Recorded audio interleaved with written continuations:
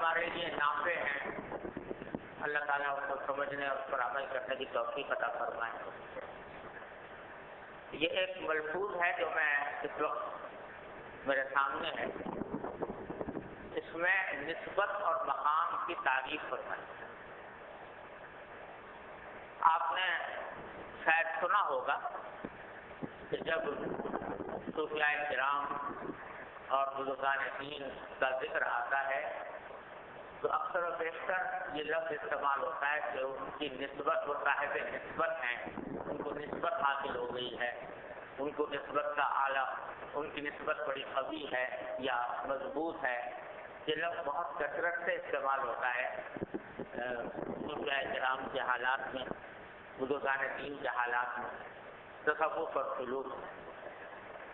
کہتے ہیں یہ فلاں بزرگ صاحب نسبت ہیں، فلاں بزرگ صاحب مقام ہیں، یہ لفظ استعمال کیا جاتا ہے۔ تو کیا مطلب ہے اس کا نسبت کا، اور وہ کیسے حاصل ہوتی ہے؟ یہ بات اس ملفوظ میں حضرت والا نے بیان فرمائی۔ الفاظ چونکہ ایسے ہیں جو عام فہم نہیں ہے، اس واسطے میں ان کی تھوڑی سی تشریح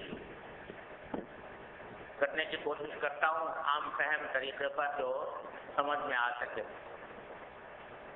پہلے تو یہ سمجھ لیجیے کہ نسبت کا مطلب یہ ہے کہ اللہ جل جلالہ سے ایسا قوی تعلق ہو جائے، مضبوط تعلق ہو جائے، جس کے نتیجے میں انسان کے بیشتر اوقات اللہ تبارک و تعالیٰ کے ذکر میں مشغول ہوں، اور جس کے نتیجے میں گناہ سرزد نہ ہو، نافرمانی نہ ہو، گناہ نہ ہو۔ اللہ تعالیٰ سے ایسا مضبوط تعلق قائم ہو گیا کہ اب اکثر و بیشتر اوقات میں اللہ تبارک و تعالیٰ کا دھیان رہتا ہے، اللہ تبارک و تعالیٰ کا ذکر دل سے یا زبان سے ہوتا رہتا ہے، اور نافرمانی نہیں ہوتی۔ آتے ہیں کبھی کبھی کچھ بادل دل کے اوپر، اور اس کے نتیجے میں بعض اوقات کسی گناہ کا کوئی داعیہ بھی دل میں پیدا ہوتا ہے، لیکن جلدی رفع ہو جاتا ہے۔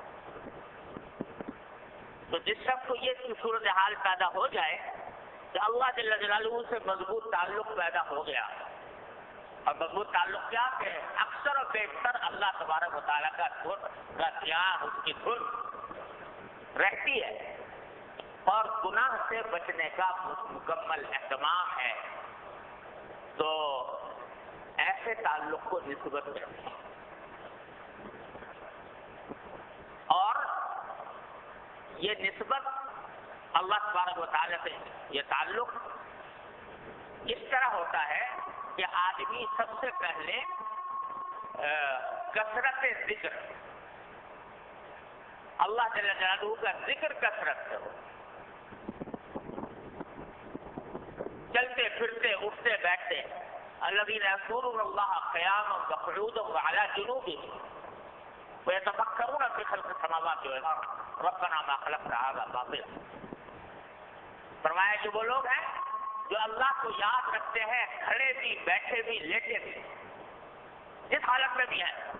اللہ تبارک و تعالیٰ کی اس کا دھیان ہے، اس کا ذکر ہے، اس کی دھن ہے لگی ہوئی۔